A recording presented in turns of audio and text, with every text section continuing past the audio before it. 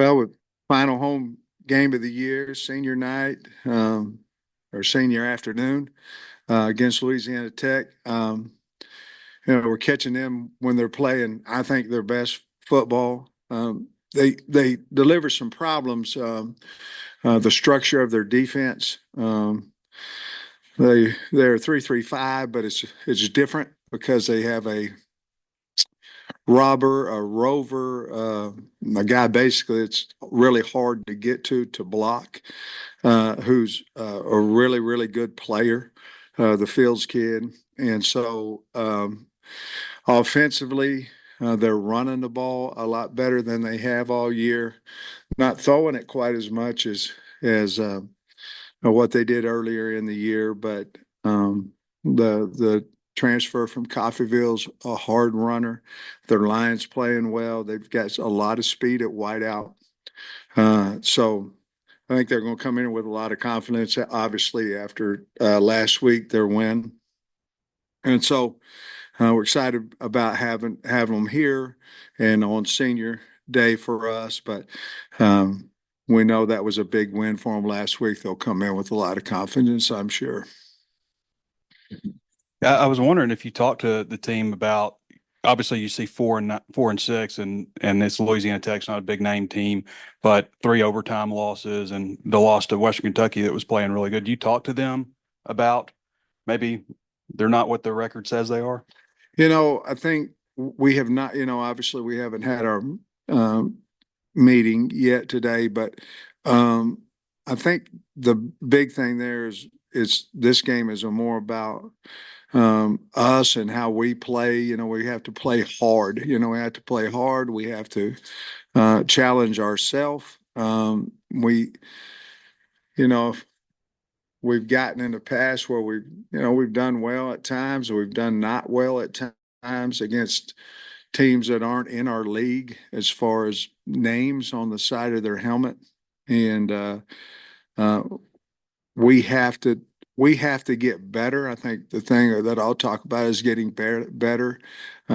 Certainly, we have two games left, not just one, so we have to continue to try to improve, and then our consistency has to be there. So we need to put two games defensively where we're flying to the football back to back, and then offensively we've got to take care of the football better. We have to throw, we have to catch it better. We've got to protect it better. There's a lot of things that we got to get better at, especially to win this game. This game will winning. If we can win, it'll allow us for not just another one, but then another one after that. And we just have to continue to improve. So I think that's what we'll talk about a little bit more than even what Louisiana Tech's been able to do lately. After reviewing the film of Texas, anything jump out to you, particularly on the offensive side of the ball that maybe was different than you thought or anything like that? Offensively, we know there was some definite plays in there that, and they forced most of those. We made some mistakes on some of them as well, but the early interception, certainly we've got to catch that ball. We missed a wide open Satagna. That those two plays could have changed the outcome, holding on to the ball when we throw the little tunnel screen in there to CJ. Um, Protection wise, one of those was a missed assignment on an empty protection. We slid the wrong direction with the center. We had a couple of we missed routes that Talon had to hold the football because we weren't running the correct route, and then we got whipped on the edge a couple of times. So um, I thought we played pretty well. We had the one errant punt, but I thought we played pretty well in the special teams game. Besides that, glad we made our field goal. But offensively, we played extremely hard, not smart all the time. And then when we got into the rhythm, the third and the fourth quarter, the turnover really hurt us there. And on the other side, you said you'd know more about the secondary play, the changes. What'd you think of that after you watched that? Larry Worth played a really, really good game. I'm not positive off the top of my head how many tackles he had, but he was very, very physical. Um, Mitchell played well, besides the mistake on the screen and go bubble and go. Let him go there. Our eyes got in the wrong place there. Excuse me. I thought our linebackers tackled well. D line uh, ran hard. I thought we played extremely hard. We tackled. That was one of our better tackling games. And I really liked Stewart. He had a good game, and Hudson Clark probably played as good as he's played uh, in a while at the other corner. So I think the changes that we looked at helped us. Do you have you come across Sonny Cumby very often in the business, and what I have not. Um, he, I like him, and from all the interviews that we've watched and different things, he seemed to be an enthusiastic, energetic guy, and he's doing a nice job there at Louisiana Tech. But I really haven't ran across him much. Where are things standing with the plan to redshirt Patrick Kudus, and are you expecting to use him this weekend? Well, you know, when Pat came back, I had that conversation with him about redshirt, and as we all know, whether we play him, and we'd like to do that. Whether we play him this week and don't play him against Missouri, he only has one left. Um, it's still up in the air, but our plans are to do what we told the young man we'd do, and that's to redshirt him. Whether that's next week or whether that's this week, we'll just have to wait and see how we are health wise, and all that. And then on Saturday, you said you were hoping to have Selman Bridges and Anthony Switzer back. Today, do you know yet if they're good to go starting the week? From what I'm told this morning and in our staff meeting, both of them will be back. And what about Braxton? Any chance for this No. week? No. That 3-2-6 defense you guys ran against Tennessee and Texas a lot. Two of the better defensive performances. I know you also ran it a little bit against Ole Miss and LSU. What about that defense might prevent you guys from using it more often as a base set?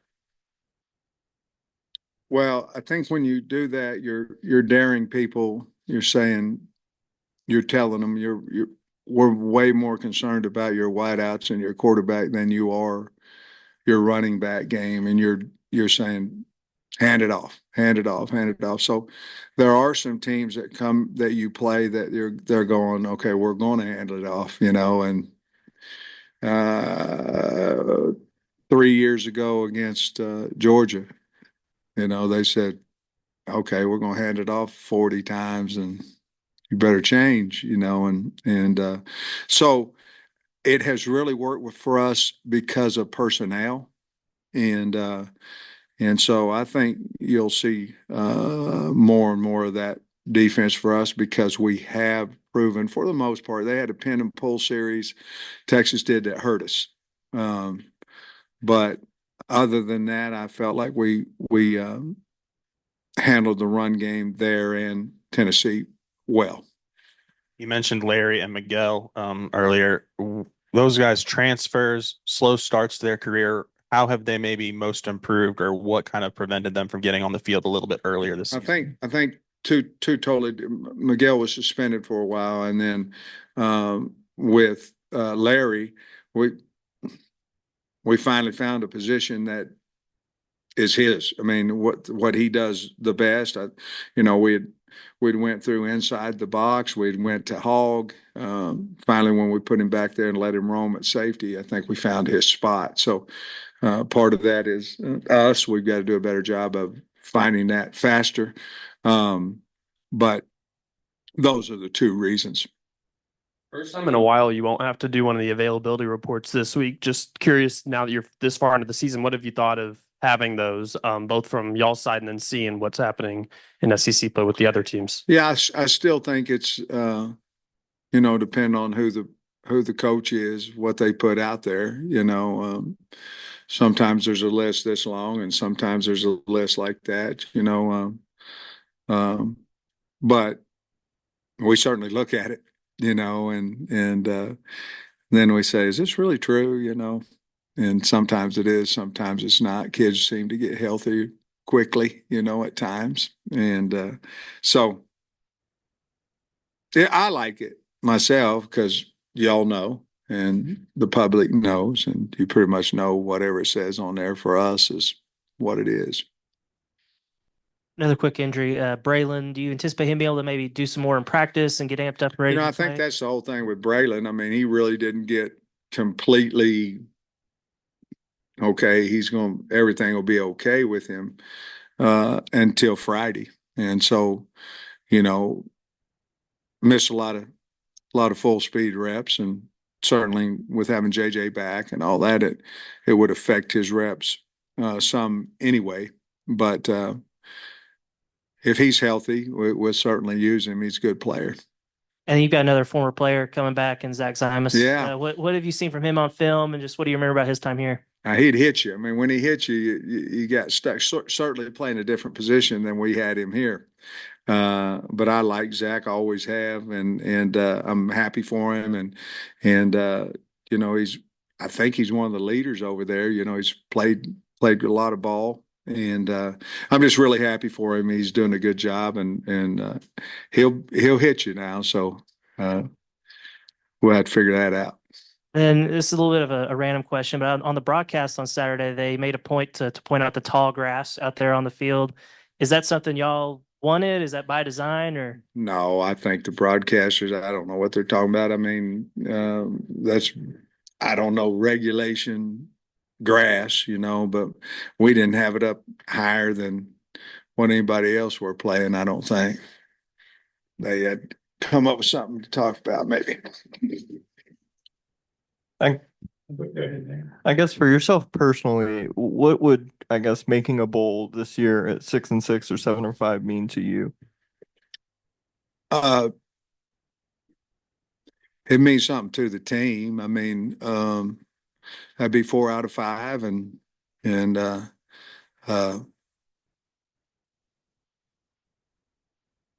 yeah, I mean, it'd be a lot better than not, So I think our kids still enjoy going to postseason. There was several years when they didn't, and so 4 out of 5 opportunities or invites. Um, that'd be good. Sam, you mentioned senior day, and of course, senior days changed a lot. You got some guys have been here 6 years. You got some guys have been here 1 year or 6 months or whatever. I guess whatever it is from January. What does senior day mean to you now? Um, anybody who puts in the work for a team and it's their last home game or whatever. There's always a strong emotion that goes into that because you love them, and but it's also different feeling because now this young man's getting ready to go off and do something else, whether it be in the business world, whether it be in the NFL, and like Hudson Clark and Eric Gregory. Those are two guys that have been here for 6 years, and so the guys that are loyal, Landon Jackson could have left and went to the NFL or could have went in the portal and he didn't. So, each one of them are a little bit different, but um, um, just very grateful for the guys that came back and the hard work and energy and effort and loyalty that they had to the program. If you're kind of summing up this senior class, at least to this point of the season, whether Jaquin Jackson's been here first year, but he's had a good year when he's healthy, and and you allude to the 6 year guy. Just what would you say about this year's senior class? How they've contributed? Well, I think they've done extremely well. The guys that came back are playing for us, and the guys that we get brought in from the portal for the most part are playing for us, and have had a lot of reasoning for our success when we've had it, and so I don't know. I was wondering if there's anybody that's walking senior day that's maybe has eligibility left. Yeah. I see that every once in a while. Braun, Josh Braun, would be the one that certainly would like to have him back. But he's going to walk, which, that doesn't mean a whole lot. The rest of them that are walking, I don't expect to come back. But Ron still could come back. Braun could come back. Okay. Yeah. Is there any chance on Braxton to be back this year? Yeah. If he doesn't practice, we're running out of time. I'm saying possibly, the bowl, but I don't. It's just not getting better. Is it time to have the conversation with Talon about, does he want to come back? I mean, certainly y'all probably want to have him back. Talon? Probably not. So you'll know Monday after the Missouri game, I've got 6 guys that I'm gonna bring in and talk to. Myself, our coaches are gonna talk to, their players, but there's 6 in there that I want to sit down and talk to, and certainly you could probably imagine who they are, and they would be juniors, and really what I'm going to do is talk to them about their draft status, and then talk to them about coming back, and then certainly try to figure out how we can get them to come back. Sorry, one more injury, quick. Anton Junkaj, how's he? Yeah, I still think he's probably, in all honesty, probably at least a week away. I don't anticipate him really being healthy this week. You've been in Northern Illinois and Cincinnati before they got in the power league. I guess what I'm getting at is you've been on the other side of games like this. Yeah, And I guess you guys won it at Alabama that one year. yeah. Tom covered that, I think. Just kind of what from the other side's approach or perspective, what's that like based on your experience? Oh, it's exciting. They get to go into, they all have a chip on their shoulder, because probably most of them, and I'm not saying all, but most of them, Arkansas didn't offer a scholarship to. And that was always a big deal at Northern, Western Michigan, Cincinnati back in the day. And that was always a big driving, emotional, to go in and play the big dogs, at the time. And certainly you'd have great weeks of practice, and so emotionally and as far as the week goes, I'm sure they'll be ready to rock and roll. And at least for the most part, when I was at those, at the non-Power 5 schools, that's kind of what our kids thought. And Louisiana Tech plays extremely hard, so I don't know if they can play any harder than what they're doing right now, but they'll come in here ready to roll. Yeah, I was reading Cumbie's post-game comments, and he was saying, I'm paraphrasing here a little bit, but he was really proud. They're 3-6, and they go in and beat their conference leader on the road, and he just appreciated how hard they play. I guess as a coach, watching them and knowing what they did, I guess how much does that impress you? Big. I mean, big. In a nutshell, really, they did to Western Kentucky what they're trying to do to us. You know what I mean? They had that emotional, hey, we're sitting here 3-6. They're the big dogs. And so they use that during the week, and their kids played extremely well, both sides of the ball. Their defense has been playing lights out the last 3. I know Jack State scored some points, but they played well in that game as well. Appreciate you, Coach. All right. Thank you.